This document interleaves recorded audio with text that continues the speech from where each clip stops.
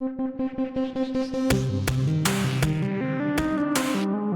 is the 911 Calls Podcast with the operator.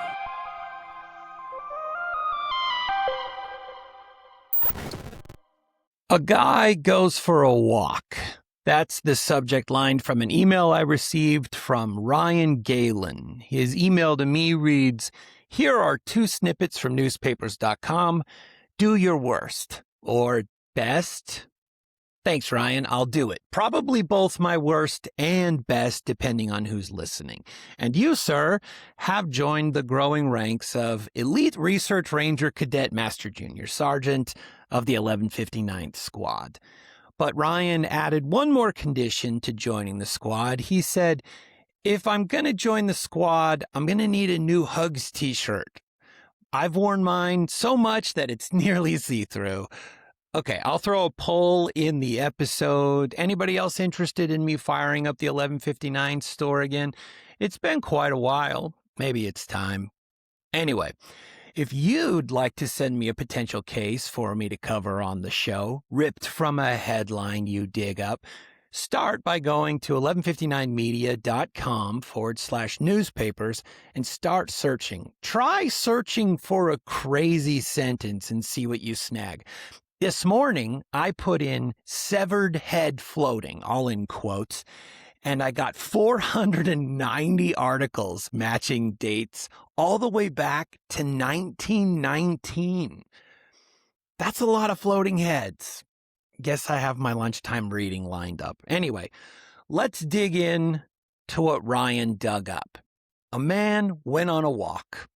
He's 71 years old. Retired contractor turned luxury real estate agent, lives in one of the safest neighborhoods in Florida, the kind of place where the gate has a guard, the guard has a clipboard, and the residents will tell anyone who asks the local police are very visible and very responsible. He's dressed for his usual morning walk with everything he normally has on him, including a binder clip in his pocket holding $200 to $300 in cash, the way his wife has told the cops more than once she wishes he wouldn't carry it. He's walking from his house to a Starbucks about a mile away to meet his friend Victor for coffee, the same as every other morning that week. He never makes it to Starbucks. Hours later, his body is in a palmetto-lined field a few hundred yards short of the strip mall. He's flat on his back, head pointing west, feet pointing east. There's a single gunshot wound, dead center of the chest. His clothes are intact, his shoes are still spotless, his earbuds are still attached to his phone. There's no gun anywhere on him. There's no shell casings. There's no second person on any of the surveillance feeds anywhere in the area. There's no struggle, no scuffed earth, no torn fabric, no defensive wounds, no flecks of someone else's anything under his fingernails. There is, however, an empty binder clip lying near his hand with no money in it. That would make it empty. And his wife is going to tell the cops that he was wearing a brand new $350 watch when he left the house. And the watch is gone. So now you have a homicide in a neighborhood where violent crime rates run roughly the temperature of a hotel pool, with a victim everyone, and I mean everyone, friends, business partners, neighbors, the guy who shares his Thursday tea time with him, describes as the sweetest, most affable, most fun-loving man they ever met. With no suspect, no weapon, no witness, and a missing handful of cash and a missing watch as your only motive. It's going to take the police about a week to figure out what happened. And when they do, when one detective finally floats the theory that explains every weird detail in this case, the rest of them are going to laugh him right out of the room. Then they're going to stop laughing. Then they're going to go look at his phone and Alan's email and his Google searches and his bank account, and they're going to find a story that nobody, including his wife, including his closest friends, was prepared for. This is the case of Alan Abrahamson. Some of it's going to be sad. A lot of it's going to be strange. One part of it is going to make you laugh out loud, and then immediately you're going to feel weird about laughing. That's what we're working with today. Here we get going. Welcome to Palm Beach Gardens. If you've not been, it's exactly what you think it is. Northern Palm Beach County, an hour's drive north of Miami, an hour's drive south of the Treasure Coast, wide boulevards, royal palms, private clubs with those three-letter acronyms in their names, the kind of place where the median age sits in the low 50s and a quarter of the households make over $200,000 a year, and the poverty rate is roughly half what it is nationwide. There are people here who will look you in the eye and describe a $250 haircut as a reasonable expense. Inside Palm Beach Gardens, there's a community called Ballin Isles, 3,000 acres, give or take, 3 18-hole golf courses, a clubhouse the magazines like to fawn over. The whole place was originally developed in the 1963s as the headquarters of the Professional Golfers Association of America. The actual PGA, the people who run the tournaments, and even after the PGA moved on, the place kept the country club bones. There's a guarded gate. There's a manned gatehouse. There are surveillance cameras at the entrances and along all of the perimeters. There's private patrols. The community markets itself with some justification as a platinum club. In the polls residents take, 90% of them say they feel pretty safe or very safe. The official 2018 numbers back them up. The Palm Beach Gardens murder rate that year sat well below what you'd see in the bigger metros to the south. Robbery numbers were in the very low column. Aggravated assault numbers were low. Murder in Ballin Isles is somewhere between an asteroid strike and a Bigfoot sighting on the local statistical chart. This matters because the moment a body shows up in a field on the wrong side of the PGA Boulevard with a bullet in the chest and no obvious explanation, every assumption the cops can make is going to be the wrong assumption. Random violence in this part of the world is so rare that the brain refuses to consider it. So the brain says, targeted. This must be targeted. The brain says, somebody wanted this man dead. The brain says, who is it? And what could a 71-year-old retired contractor possibly have done to land himself a bullet at 6 a.m. in front of a Starbucks? The community had the same reaction. One of the people the police interviewed about Alan put it as cleanly as anybody could, and I'm going to come back to him in a minute, but he said something to the effect of, it's like the neighborhood lost its innocence. That's the texture you need to understand here. Not just that it was unusual, but that everyone there felt this was inconceivable. You can hold that texture in your head for the rest of this episode. Every time the investigation seems slow, every time it feels like the cops are missing something obvious, remember that the obvious thing in Ballin Isles in 2018 was that a wealthy retiree got murdered. Anything else required them to break their own brains. And before this case is over, it's going to break all of our brains.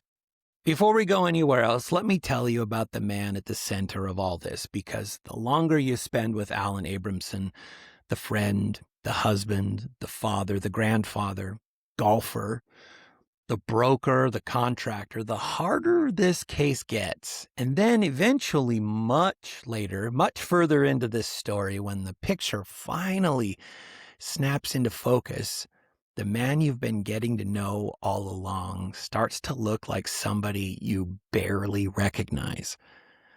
Alan J. Abrahamson was born in Hartford, Connecticut on July 9th, 1946. By the time he died, he was a few months past 71. He'd spent most of his life building things, first literally, then figuratively. The biography reads like a Florida real estate brochure with some extra paragraphs.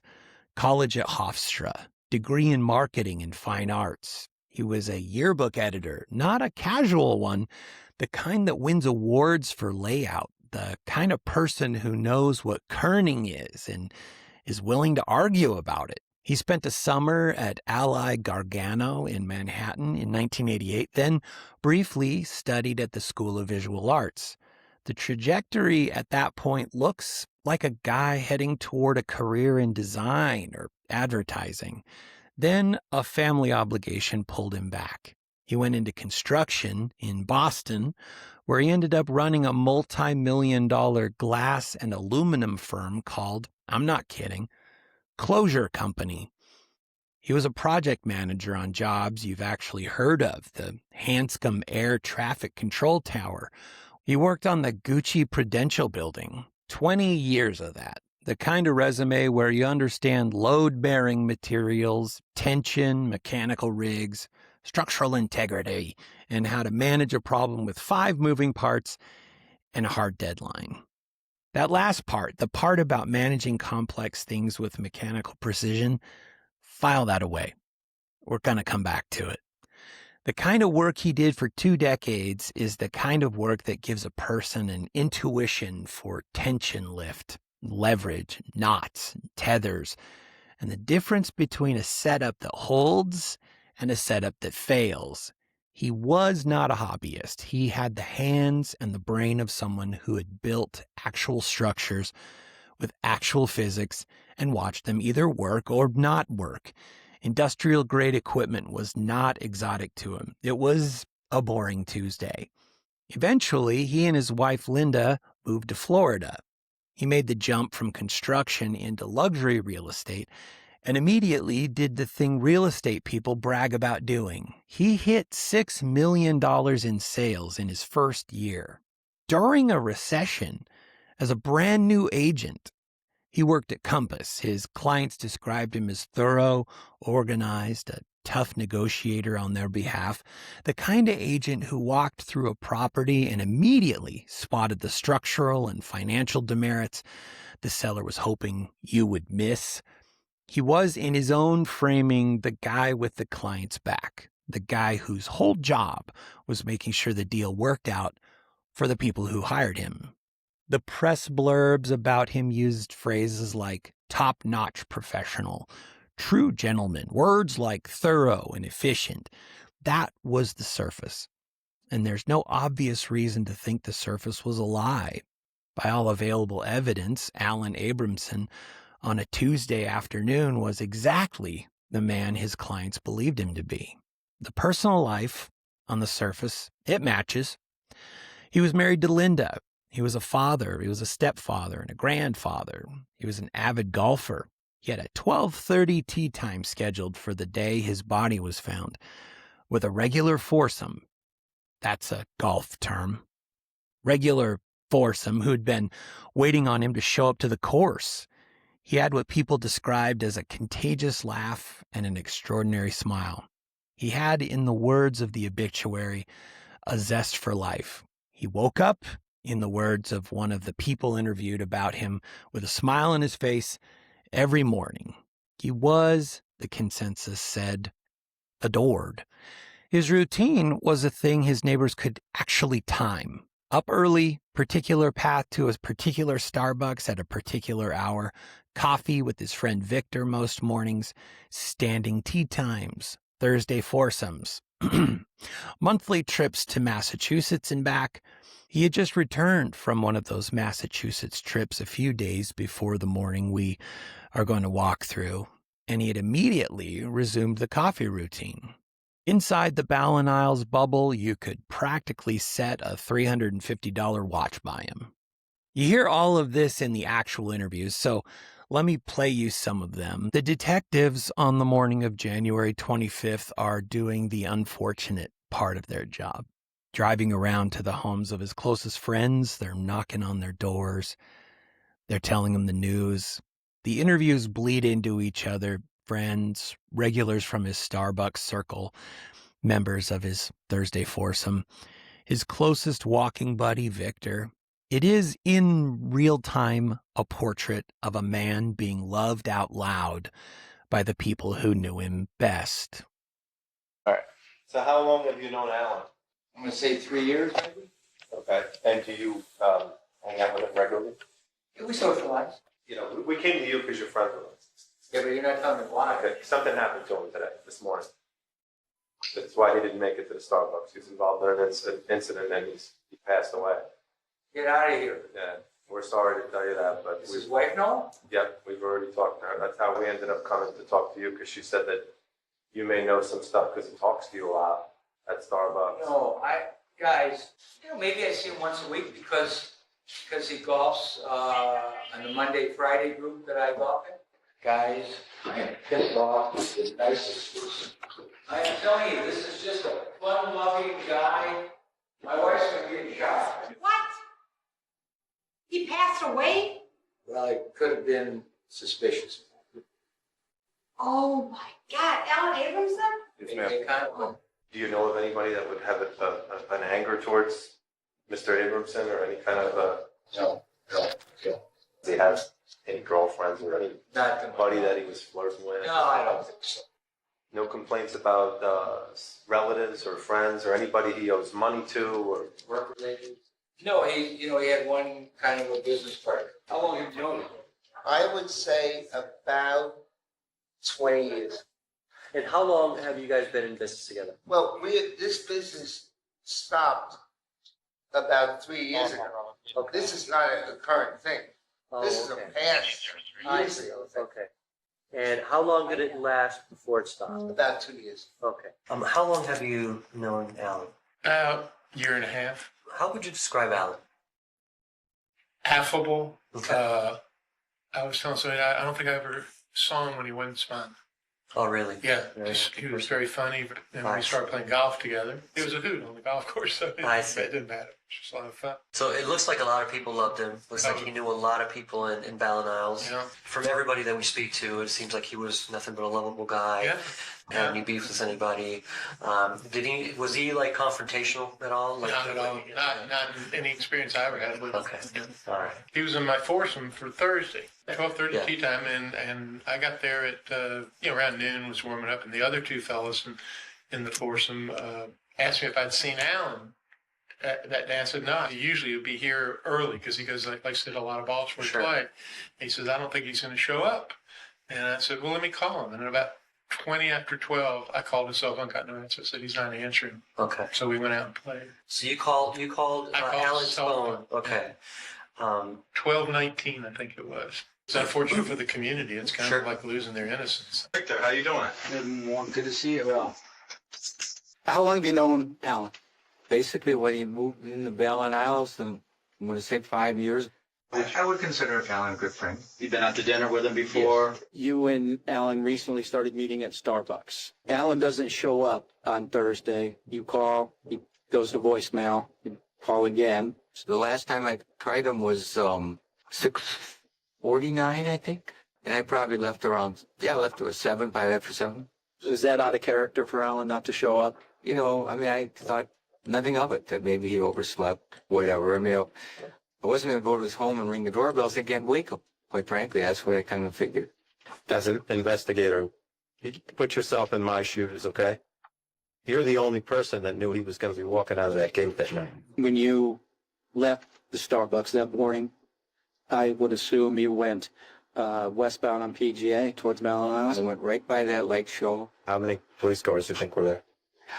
6 maybe, 7. I mean, it was 10 guys, honestly. But it never dawned on me. In hindsight, I mean, maybe it didn't. Do you know anybody who would want to harm him?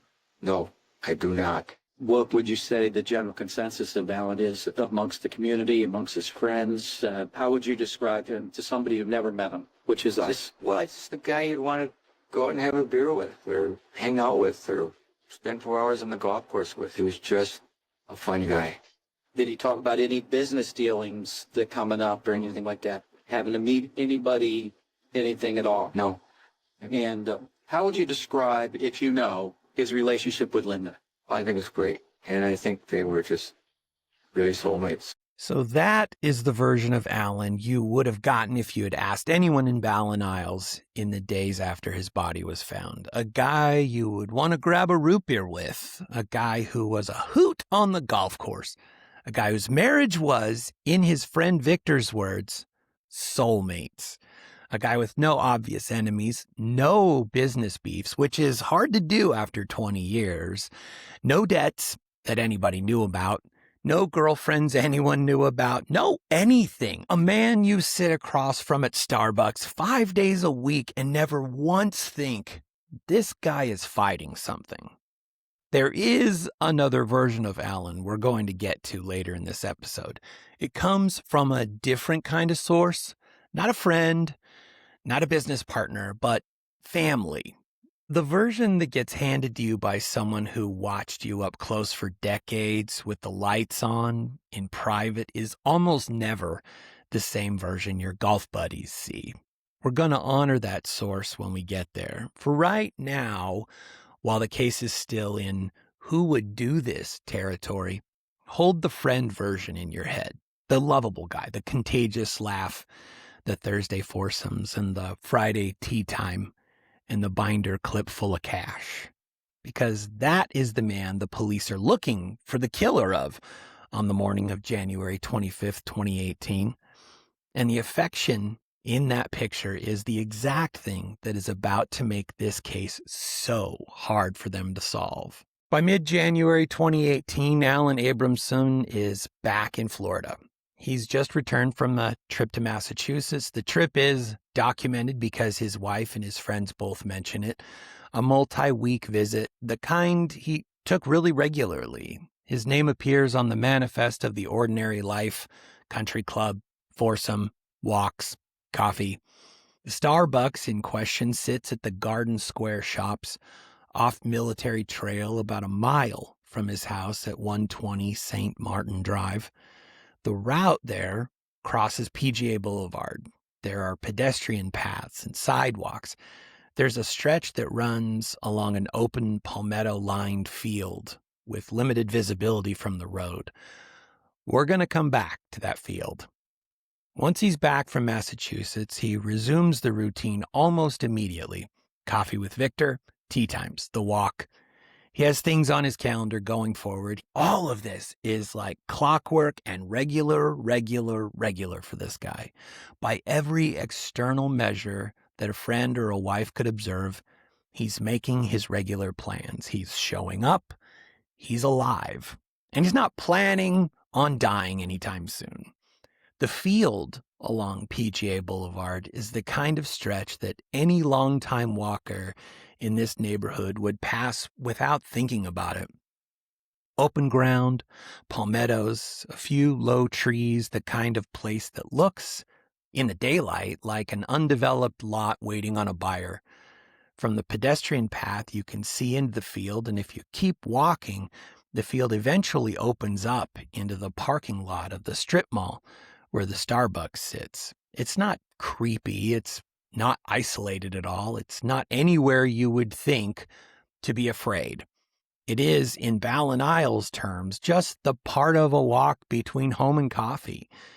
It's also, as it happens, exactly the part of the walk that has the worst sightlines from the road. Anyone wandering off the pedestrian path into the palmetto brush would very briefly be invisible to anyone driving by.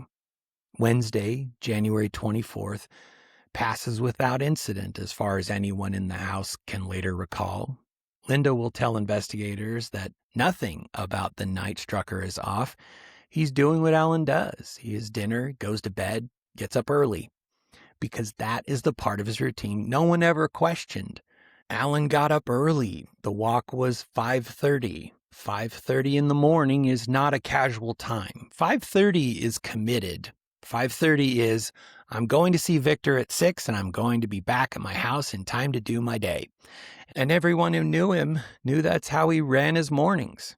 If you've ever lived with a person who's up at 5:30 every day, and is going to walk a mile to coffee at 6, you know that they are, in some quiet way, the engine of the household. Linda would still have been asleep. The neighborhood would have been asleep. The gatehouse camera at Ballin Isles would have been doing its slow rotation through an empty entrance. The world is not yet awake at 5:30, but the cameras are. And whatever else this story is going to turn out to be about, it's also going to be a story about cameras, about what they captured and what they did not capture, and what the absence of certain footage tells you in a place where there is footage of almost everything else. Is that confusing? Ballin Isles in 2018 was a community that bought into the surveillance idea the way wealthy gated communities always do. Cameras at the gate, all around the perimeter, audio recording on some of the security equipment. People in Ballin Isles are, by and large, fine with being recorded entering and leaving the place where they live, because in their heads, the cameras exist for the specific purpose of catching a hypothetical bad guy on a hypothetical bad day. On the morning of January 25th, 2018, the cameras were doing their job. They captured exactly what they were designed to capture. They just had no idea what they were actually looking at. Alan left his house. He was dressed for the walk he had taken every morning that week. The only addition to his usual gear was on his wrist, the new $350 watch Linda would later mention. It's a Kyobi, and that's what the report says. Take it up with them. I'm not going to die on the spelling of a Florida watch brand at 6 in the morning. At 5:53 a.m., the Ballin Isles Community Gatehouse camera captures him on a path. He was alone. Nobody was following him. Nobody was waiting for him at the gate. There was no traffic that warranted attention. The camera also captured one detail that nobody watching the footage in real time would have made anything of. He was holding something in his left hand. The footage, it's not high resolution, and so you can't make out exactly what it was. It was, in the language of the report, an unidentified object. He had it. He was carrying it. He kept walking with it. At the time, watching that footage in real time, the detail registers as nothing. People walk holding stuff at 6 in the morning. People walk holding small, unremarkable objects, and nobody alerts a police force about it. The detail only becomes a big detail later, when the rest of the puzzle is in place and you go back to the gatehouse footage and you say, oh, that's what that was. He passed the gatehouse and he kept going. Approximately 6:30 a.m., a piece of community security audio captured the sound of a single gunshot. A single shot. No second shot, no shouting, no footsteps running away. There wasn't a vehicle ignition or an alarm, just one report in the pre-dawn quiet from somewhere in the general vicinity of the field. For the next 25 minutes, the world along the stretch of PGA Boulevard kept being a perfectly ordinary world. The early commuters were getting into their cars. Early walkers were getting into their stretches. Linda was asleep. Victor was getting ready to head to Starbucks.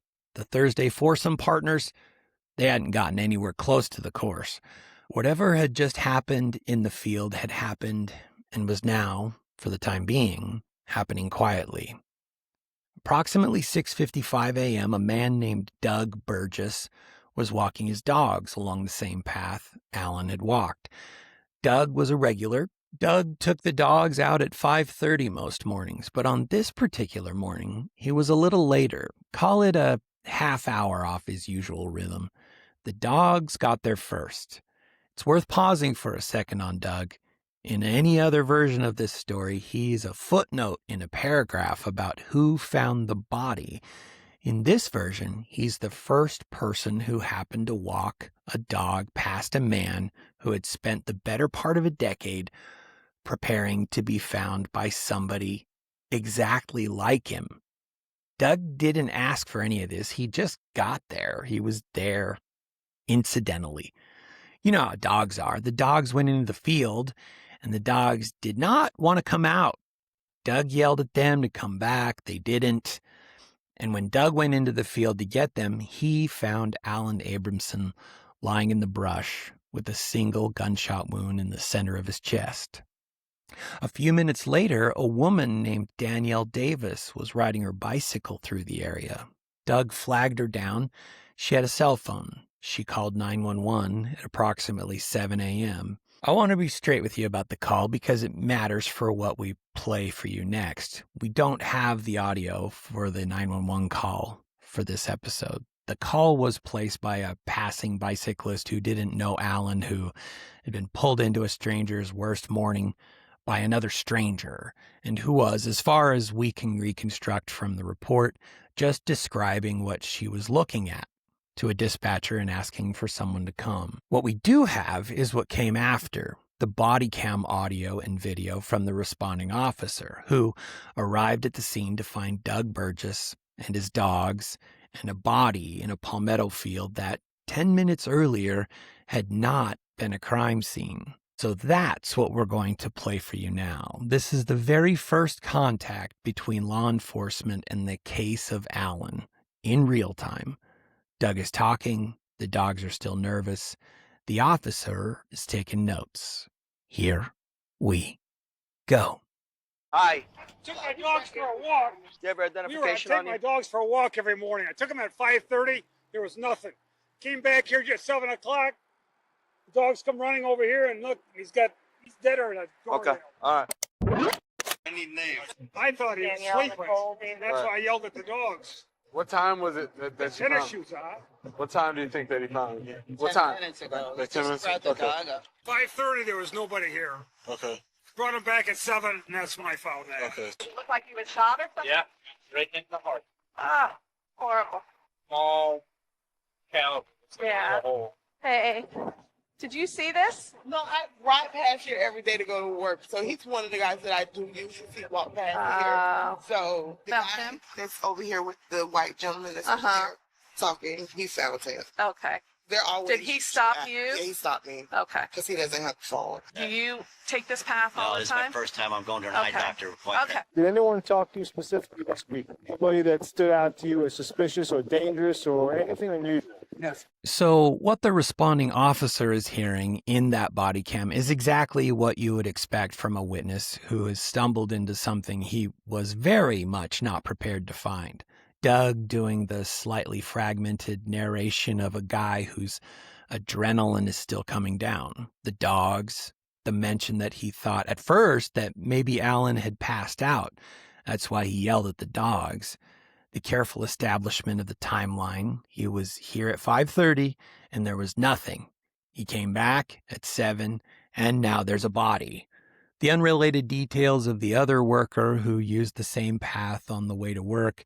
The methodical, helpful, slightly shock-stunned testimony of just a regular bystander. Now, as the officer steps off the audio and starts processing the scene, here is what is actually in front of him. A body on his back, head west, feet east, in the same outfit he left his house. There's that single gunshot wound dead center of his chest. Clothing intact, there's no tearing, there's no staining suggesting struggle. The sneakers as clean as they were when the gatehouse camera caught him at 5:53. And that detail registers fast because anyone who's ever walked across a Florida palmetto field knows what it does to your shoes. What he still has on him is everything you would expect. What he doesn't have on him is everything that matters. The cash that was supposed to be in the binder clip lying empty by his hand. The new watch Linda will tell them about as soon as she is notified. The gun that fired the bullet in his chest. The casing that gun would have ejected. Any sign of a second person on any nearby feed in the relevant window. That's the inventory. And the inventory that's not there. So now you have on paper the most Ballin Isles-shaped explanation possible. Random perp, wealthy retiree, the cash and the watch as the motive, the gun and the casing taken so the killer doesn't leave the easiest forensic souvenirs there are, a robbery murder for all intents and purposes. That is the working theory the cops walk into this case with. Within hours, that theory is going to start eating itself from the inside, though. The medical examiner's investigators get to the scene at approximately 9:25 a.m. Detective Moretti and the rest of the Palm Beach Gardens response is already there. The field gets taped off, the body gets photographed in place. Eventually, it gets moved. The dogs, by this point, have been taken home. I'm going to pause this for a second because we have to do the thing where I remind you that we got to pay the bills. You devour the podcasts and you binge the docuseries, but every investigation has a starting point. For historical cases, that ground zero is almost always the newspaper. While modern headlines move at lightning speed, the most chilling mysteries are often buried in the archives. With newspapers.com, you can step past the polished retrospectives and go straight to the original reporting, the raw, unfiltered coverage from the moment the story first broke. Whether it's a Prohibition-era heist, a forgotten case from your own hometown, or the sensationalized trial of the century, you have access to over 1 billion pages of history.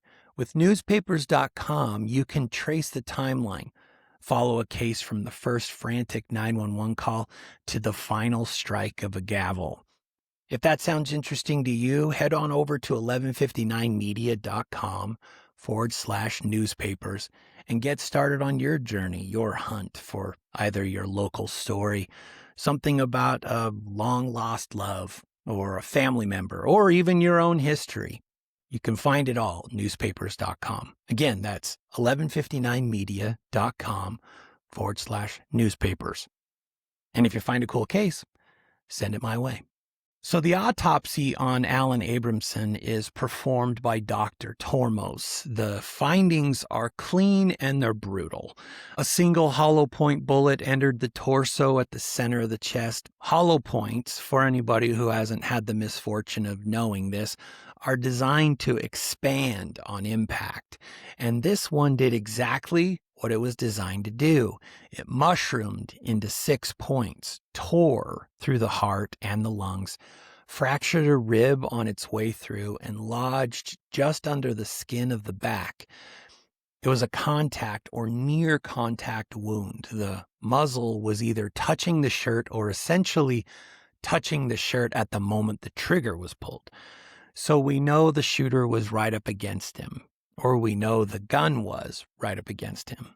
Same difference, right? You'd think.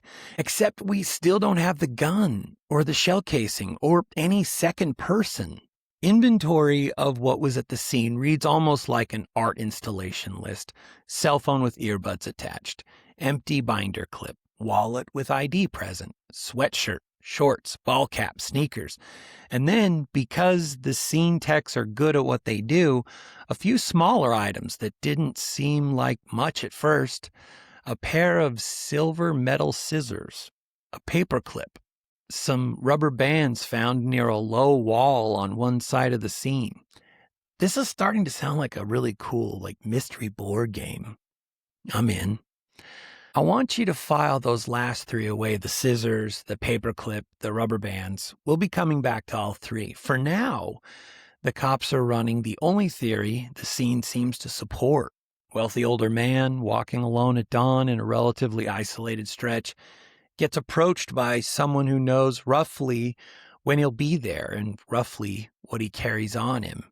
There's a struggle, or there's no struggle, and just a quick bullet to the chest at point-blank range. The shooter takes the cash, the shooter takes the watch, the shooter takes the gun and the shell casing because the shooter is not a moron and would prefer not to leave behind 2 of the easiest forensic souvenirs there are.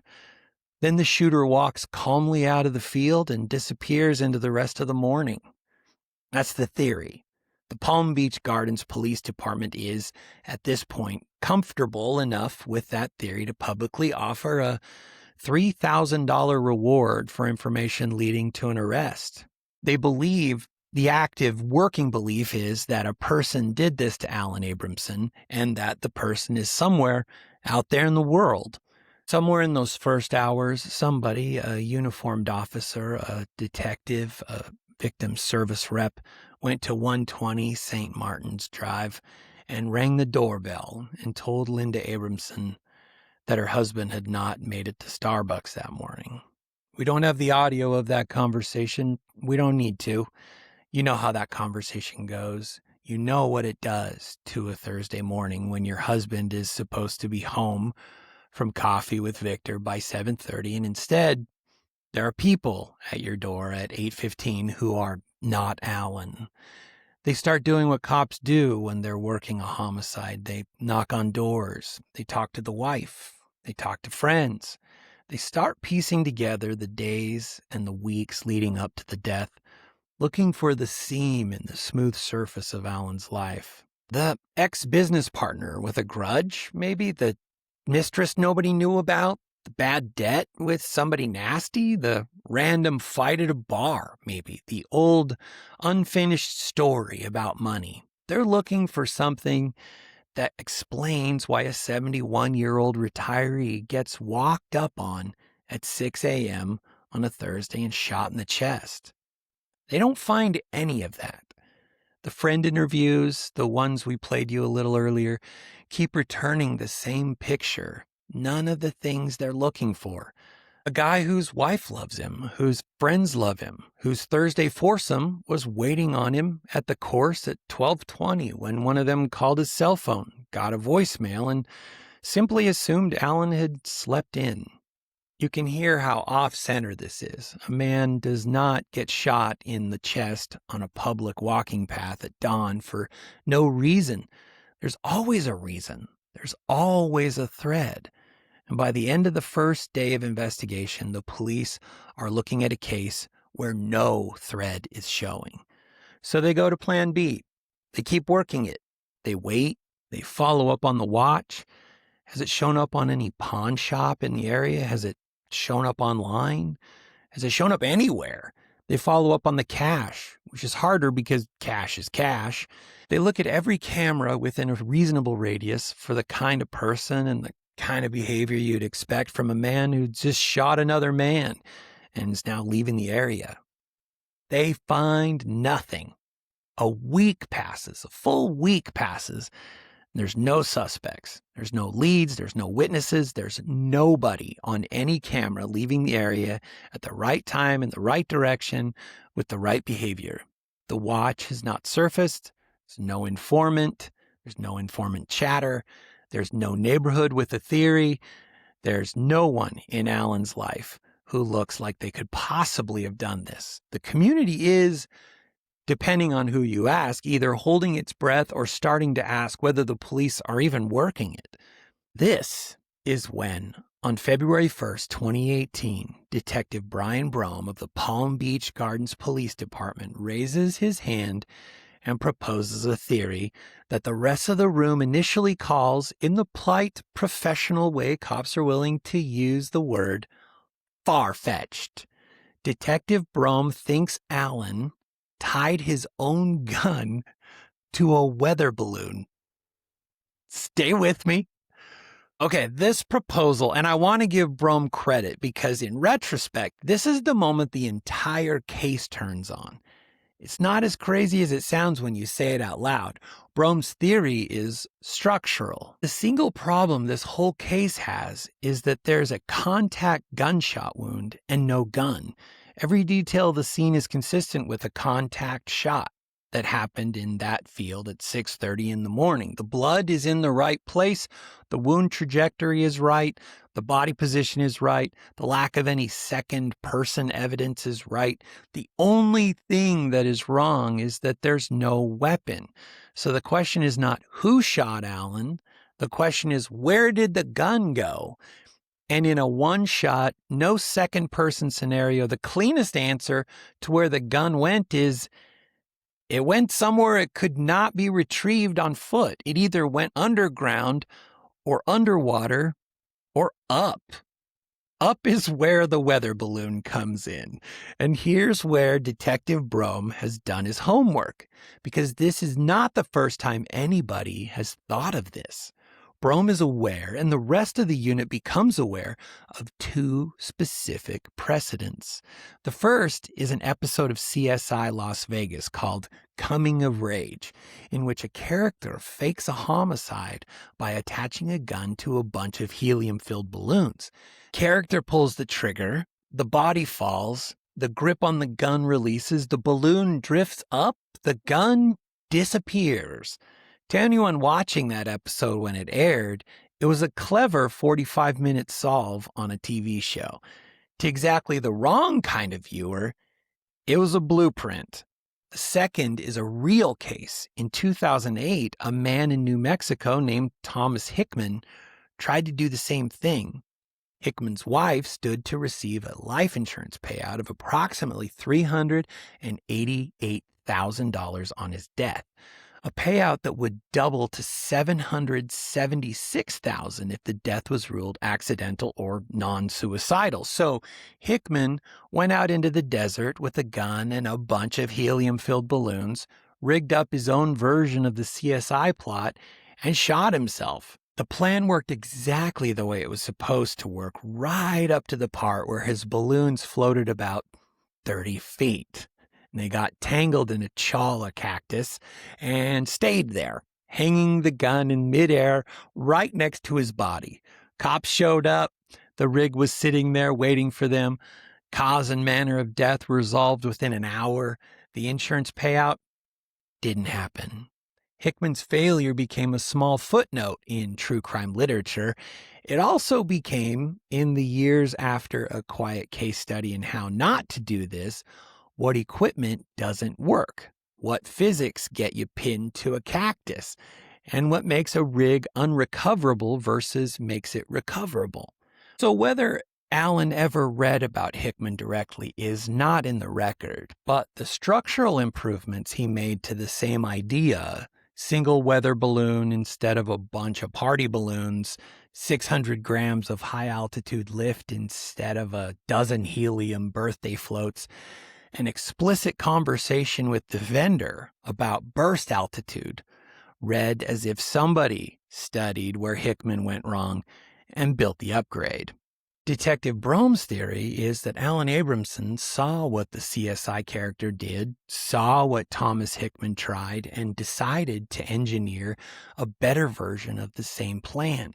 Specifically, that Alan upgraded from a handful of party balloons to a single, professional-grade weather balloon, the kind designed to climb to high altitudes, the kind with serious lift capacity, the kind that would not get stuck in a chala cactus 30 feet off the ground because there are no chala cacti at 6,000 feet. You can imagine the room when Brome first floats this. There was some skepticism, some open laughter. The mental image alone, a 71-year-old retired real estate agent in a royal blue sweatshirt in a palmetto field at dawn, attaching his own pistol to a weather balloon, is not a frame that a homicide detective is trained to take seriously. But the structural argument holds. Every other piece of the scene fits a contact shot from a stationary shooter standing where Alan was standing. The only piece that doesn't fit is the missing gun. And of all the explanations for a missing gun in an open field with no second party footprint, it went up is, once you say it out loud, the simplest answer that doesn't require inventing someone who isn't on any camera. So they take the theory seriously enough to do the next obvious thing. They go back to Linda Abrahamson, the wife, and they ask for permission to look at her husband's smartphone. She gives it to him, and what they find on Alan's phone is the moment this entire case stops being a question and starts being a paper trail. What they find, broadly, is roughly a decade of search history that starts in 2009 and never stops. Inquiries into suicide methods, inquiries into how life insurance companies treat suicides. There's inquiries into suicide clauses in standard policies, Inquiries that, as the years go on, get more and more specific. Around February 2017, the searches begin to take a particular shape. The phrase the investigators home in on, and that becomes one of the central digital exhibits in this case, can you have a gunshot suicide with no weapon present? That's not just a question a person who is okay asks. It's also not a question a person who's not planning anything asks. It's a search query that's the conceptual seed of a specific engineering problem. By late 2017, the searches start moving from the concept into procurement, inquiries into helium suppliers, inquiries into weather balloon lift capacity, the kind of search history that on any other phone would belong to a hobbyist getting into amateur ballooning. On Alan's phone, in the context of what came before it, it's a man building a parts list. The receipts and the location data show what happens next.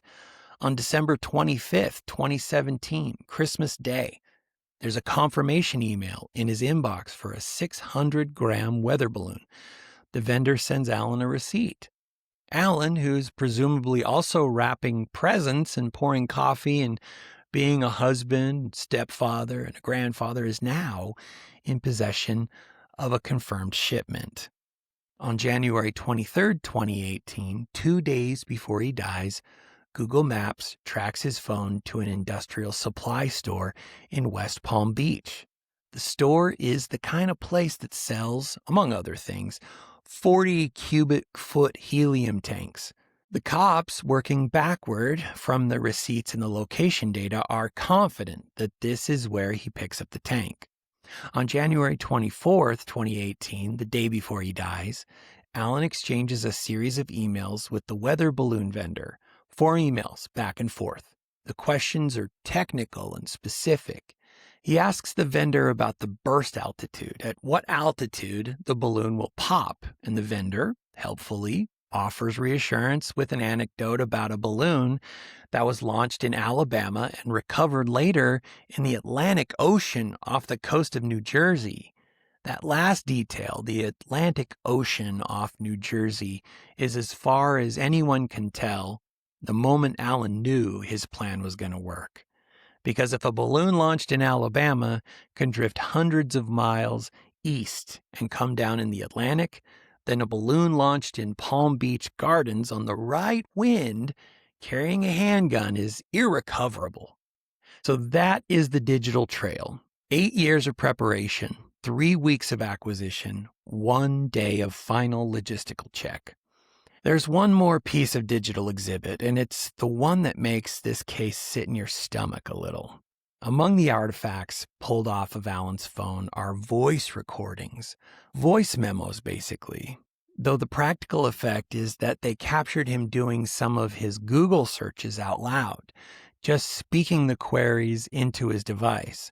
Some of the recordings are short, some are fragmentary.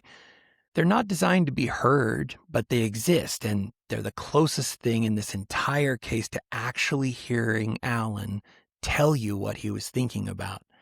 So I want to play them for you here. Here, you're gonna listen. Lifting capacity of a 3-foot balloon. How much does a Walther PPK S-weigh? How big a helium balloon do you need to lift 3 pounds? How to tie a large balloon. Broken heart syndrome. Is there a way to hide a gunshot? So that's a man by himself asking out loud how big a helium balloon you need to lift 3 pounds, asking about how to tie a large balloon, asking in a phrasing he probably did not intend for anyone else to ever hear, whether there's a way to hide a gunshot. That's not the voice of a man having a bad week. That's the voice of a man working a problem. So once the digital trail is in hand, the physical reconstruction of what happened in that field at 6:30 in the morning becomes almost embarrassingly straightforward. Investigators believe, and the evidence at the scene supports, that Alan drove to the field on the night of January 24th, which is to say the night before, with the helium tank and the weather balloon and the rest of his kit. He inflated the balloon in the dark, in the palmetto brush, with the tank he'd picked up the day before. He concealed the inflated rig in the brush, anchored it in a way that would hold overnight, and went home to bed. The next morning, he walked his usual walk, at his usual time, on his usual path. He passed the gatehouse cameras 5:53 with the unidentified object in his left hand. The unidentified object is, in retrospect, almost certainly part of his kit. Likely a tether, possibly the gun, possibly a coil of high-tension string, the kind of thing you would only carry at 6 in the morning if you knew exactly what you were going to do with it. He walked into the field. He found his rig where he had left it. He attaches his handgun to the weather balloon's tether using a high-tension line. He anchored that second line to himself. He stood up, lifted the weapon to the center of his own chest at contact distance, and applied tension. The hollow point round did exactly what it was engineered to do. It mushroomed into 6 points, tore through the heart and lungs, fractured a rib, and lodged beneath the skin of his back. Alan was almost instantly dead. His grip released, the balloon, no longer being held in place by his weight on the tether, did the only thing a buoyant object with no anchor will ever do. It went up, and it took the gun with it. Those scissors, that paper clip, the rubber bands by the wall, all assembly leftovers from the night before, used to trim the string and bind the rig together. The rig only had to work once, and once was enough. There's one piece of physical evidence that I've been holding back on, and I've been holding back on it because it's the piece that actually closes the case, mechanically. When the forensic team examined Alan's royal blue sweatshirt, they found something nobody, including them, could initially explain. There was a thin, straight line of blood traveling upward from the chest wound toward the shoulder. Upward from the wound toward the shoulder. In a normal gunshot, blood follows gravity. It pools, it runs downward. It does what blood does on a vertical body. It doesn't climb up the shirt and head for the collar. There's no mechanism by which a man, shot once in the chest, contact distance, body upright, then collapsing onto his back, would produce an upward blood streak running from the chest toward the shoulder. Unless something physical, saturated with the very fresh blood at the moment of the shot, was dragged across the fabric upward, away from the wound at high speed, as, say, a lightweight buoyant object pulled a tether straight up out of his chest cavity. The upward blood streak is the smoking gun in this case, or more accurately, it's the smoking absence of a gun in this case. It is the only piece of physical evidence at the scene that has no explanation other than something was here, was attached to him at the wound site, and left. Now we get to the part that, until you know it, doesn't make any sense at all. Why? Why does the lovable golf guy in Ballin Isles, the man you've been listening to his friends describe, engineer his own death so that it looks like a robbery murder? The answer's in his bank account. Despite the public picture of stability, internal financial records showed an unnecessary depletion of Alan's retirement savings in late 2017. He'd also, in the months before his death, made unusually large payments into his life insurance account. He had also, per the digital trail, specifically researched the question of whether life insurance pays out for suicides. Most life insurance policies in the United States contain what is called a suicide clause. The exact terms vary, but the general structure is if the insured dies by suicide within a certain period after the policy is issued, typically 2 years, the company can deny the claim. If the insured dies by accident, by illness, or by homicide, the company pays. Some policies pay double indemnity for accidental or violent deaths. The math for a person calculating how to maximize what their family receives when they die is brutal and pretty clear. A suicide gets your family nothing if it's too soon. A homicide can get your family a multiple of the face value of the policy. So this is the strategy, reverse engineered from the evidence and from his own digital trail. Alan, looking at depleted retirement savings, looking at the financial pressure that picture puts on his wife and his family if he simply checks out the conventional way, decides that the most valuable thing he can do for his family is not to die a suicide. He has to die a homicide. And he has to die a homicide that's convincing enough to hold up against an insurance company's contestability investigation. The empty binder clip is part of that. Take the cash, leave the empty clip. Robbery motive established. Remove the watch. Robbery motive reinforced. Remove the gun. Homicide framing locked because suicides leave the gun.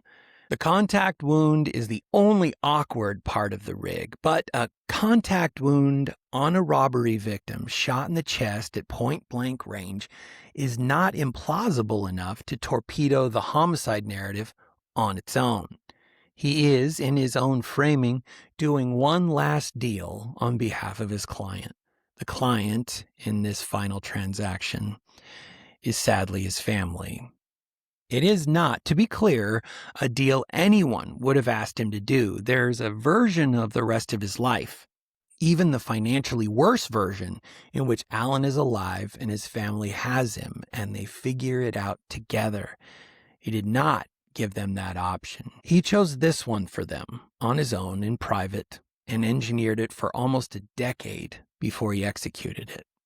That kind of math, when you find it inside a person's head after the fact, is hard to look at directly. It's the math of somebody who had so completely fused his identity with his ability to provide for the people he loved that the absence of that ability was not survivable for him. The depleted retirement was not just a money problem. It was, in his head, a failure of the role he had built his whole adult life around. The construction guy who built things that worked, the real estate agent who closed the deal, the husband who took care of his wife. When the math at the bottom of all that started to break, the person he saw himself as broke with it. And he engineered an exit that, in his own internal logic, kept the only part of his identity that he could still control, the part that took care of his family, intact through his own death. I want to come back now to the other version of Alan I told you we'd be coming back to, the version that doesn't come from the friends and the foursome and the Starbucks crowd, the version that comes from family. In addition to the friend interviews, the detectives also spoke with Alan's son, Daniel. Daniel had been, by his own account, basically estranged from his father since 2003. He described his father in a way that I think honors his right to be honest about his own life as a complicated and distant man. A father who, in Daniel's framing, was a guy who probably should not have had kids, and whose kids were, in their lived experience, an afterthought. A man who was a big partier, a man who more than once over the years had been complained about by other women in the family social circle. A man who knew exactly what buttons to push and was willing to push them. Daniel and his sister Rachel both grew up inside that version of Alan's family. Whatever the Balliniles foursome saw on Thursday afternoons was real. Whatever Daniel saw at home for the first however many years of his life was also real. Both of those Allens existed in the same body. The fact that one of them was the one who showed up at the Starbucks every morning and the other one was the one his children had to figure out how to grieve says a lot about how privately a person can carry the parts of themselves they don't want strangers to see. Daniel also said something to the detectives in the early hours of the investigation that lands very differently in retrospect than it landed at the time. He asked plainly, was he worth more dead than alive to somebody? He asked that question because he was, like the cops, trying to figure out who would do this. He was running through the possible reasons a person ends up dead in a field in Ballin Isles. He landed almost immediately on the financial angle. He knew his father had life insurance. He knew that there was money in play. He knew that there was a trust from his grandfather. He was thinking the same way the detectives, and Detective Brome in particular, was about to think on February 1st. He was, of course, exactly correct about the question. He was just one assumption away from the answer. The somebody Daniel was looking for was not a third party. The somebody was the family Alan was leaving behind. And the person who decided Alan was worth more dead than alive was Alan himself. I want to be clear about this part of the story because Daniel's interview is in the materials, and you'll see some of it in the video we're about to play. It does not hit the way the friend interviews hit. You can hear in his voice the complicated grief of being asked to publicly mourn a parent who was, in his real adult experience, not the man the rest of the world was mourning. That is its own kind of pain. It is also, I think, the most honest piece of evidence in the whole case file. Fill me in on some background. Tell me about your dad and how things were, and things you think I should know. Gosh, I don't know. Let me ask you, y'all have any leads right now? Is any? Let's go with this first. Okay. Over the phone, you said you've been basically estranged since 2003. Yeah. My dad, I'll give you an example. We were driving to Baltimore, and he was bringing me to grad school. And he said to me, I just want you to know I gave up a weekend with friends to do this. That was everything you needed to know about Alan Abrahamson as a father to Daniel Abrahamson and Rachel Abrahamson. Was we stood in the way of things. And that is how I always felt. I know he loved me to the best of his ability. I know that, but I believe so, yeah. I was a distant man. He was not close, in particular with me, my sister. My parents had a tough marriage. Well, you told me on the phone that you wanted me to know that your father was not a Boy Scout. He was not a Boy Scout. That he was a big partier, he was obnoxious, Yes. and he knew what buttons to push. He did. Could you elaborate on that? He could be very offensive. He could be loud. He would just say things. My father liked to drink. My father liked to party. He was a distant dude. Like, he had a hard childhood. He didn't have a maternal mother, and he didn't have a paternal father. And he's telling a guy who, shouldn't have had kids, and we were just sort of like, my brother and I were an afterthought. We would have babies during the summer. And when we were little, yeah, they would come for the summer with college. One year, my mom got a letter from one who was Mormon and was making amends for all the things she had done. And part of it was apologizing for my father having, been romantic with him.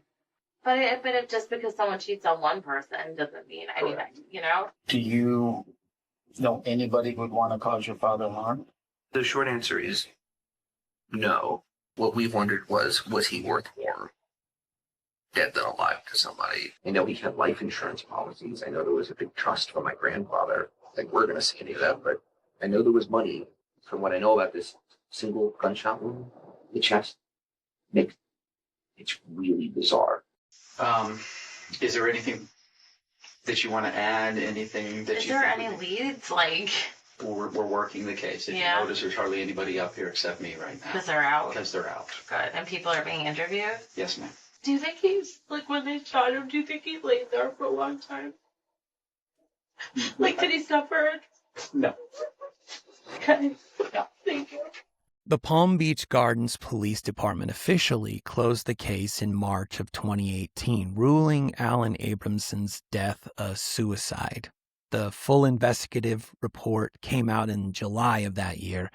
The weapon, presumably, is somewhere at the bottom of the Atlantic, where the vendor told Alan his balloon was likely to come down, where a 600-gram weather balloon and a handgun and a few feet of high-tension string went down together hours after the man holding them had stopped breathing. The insurance, as far as anyone has reported, did not pay. The whole point of the rig was to prevent the suicide ruling, and the rig didn't prevent it. It just delayed it by about a week. Linda did not get the homicide claim payout her husband had built the entire morning around. The friends in Ballin Isles did not get to keep the version of Alan they had been mourning. Daniel did not get a different father in the end than the one he had in life. The cops did not get a killer to arrest because there'd never been one. What everybody got instead was the answer to a forensic puzzle that, in another world, would just be a strange entry in a textbook. In this world, it was a man.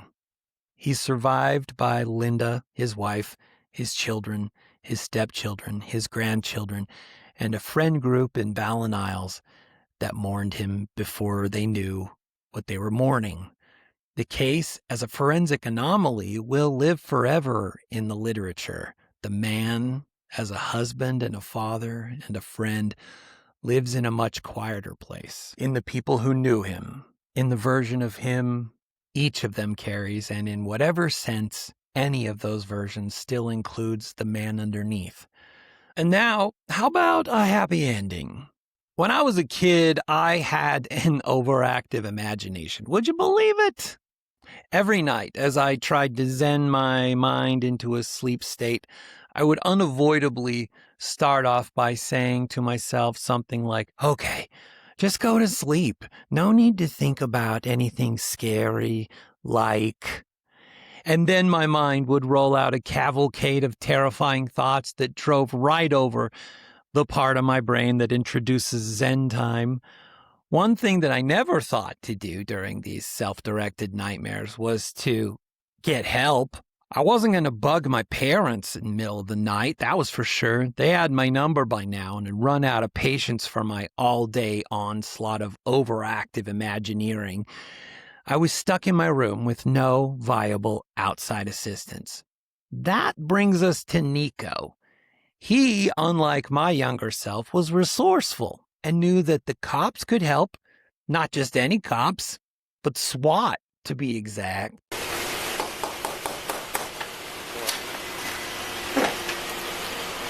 Hey, buddy. Hey. Your parents home? They're sleeping. Okay, what's your name? Nico. Hi, Nico. How are you? Good. Is everything okay? No. What happened? What's wrong?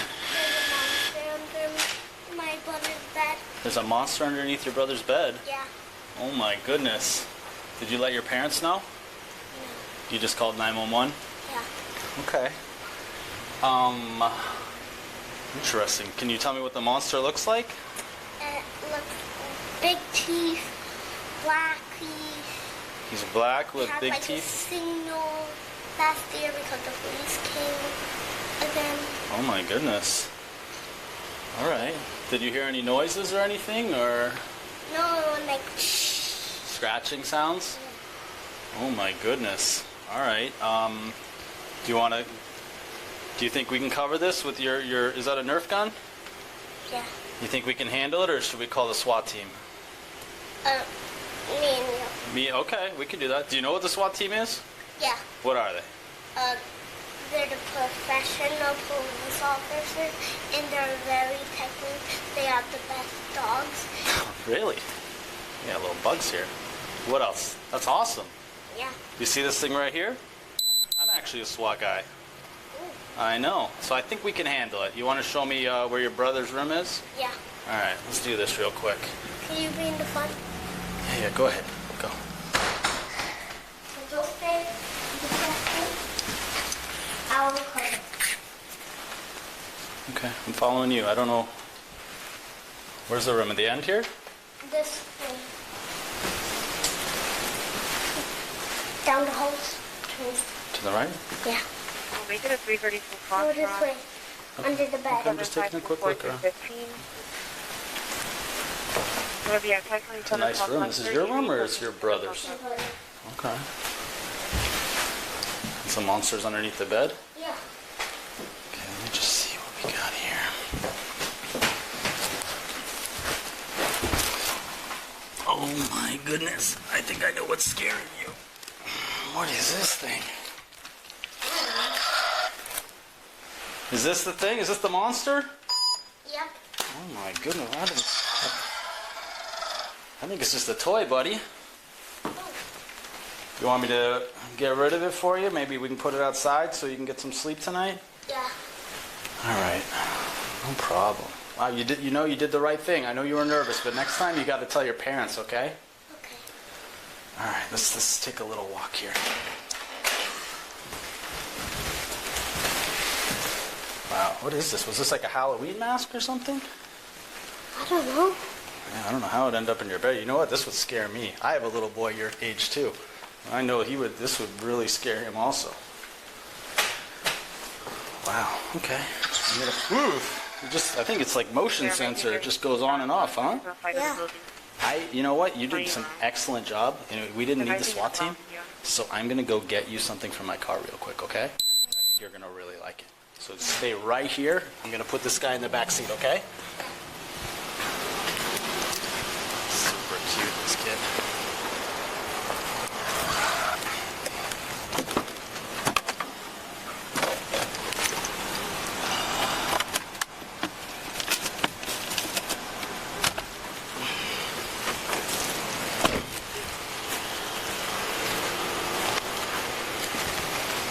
You know what this is?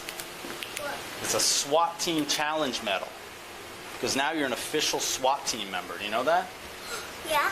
All right, yeah. Isn't that cool? Mm-hmm. All right, well, Nico, it was great to meet you, all right? You think you can get some sleep now? Yeah. All right, you have a great night, okay, buddy? See you. Lock your door, okay? Listen, I want to see it lock. You got it? There you go. Nico's going places, I can tell. It might be to his room, but at least there won't be any monsters under the bed. I want to say thank you to newspapers.com for sponsoring this crazy show. Get your hard work in hunting down a case showcased on here by going to 1159media.com/newspapers. Newspapers.com has become so valuable in many ways for me, and I think you might find that it helps connect multiple dots in your own life. Give it a try. And thank you to you for letting me in your earballs again. I love the comments and the interactions with you. You make doing this worth it. Thank you to everyone who supports the show on patreon.com/1159media. You are how I can keep making this thing. If you have a case you want us to cover, you know where to send it. If you're going through something that this episode brought up for you, please reach out to someone you trust. Send them a message or a phone call. Maybe not a weather balloon. I'll see you on the next one. So much hugs to you. This has been the 911 Calls podcast with you know who.